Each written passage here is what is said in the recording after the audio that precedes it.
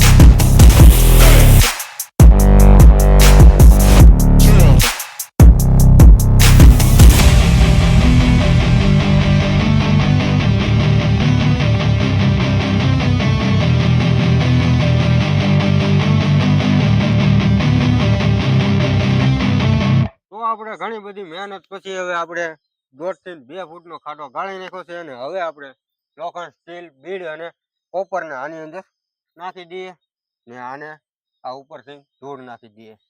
તો ચાલો તો હવે આપણે સૌથી પહેલા ચારે વસ્તુ નાખ્યું ને પછી કંઈક નિશાન માટે આપણે આની ઉપર કંઈક નાખી દઈશું, જેથી કરીને આપણે 6 મહિના પછી જોવા મળે. તો ચાલો ઝડપથી હવે આને દફન કરી દઈએ.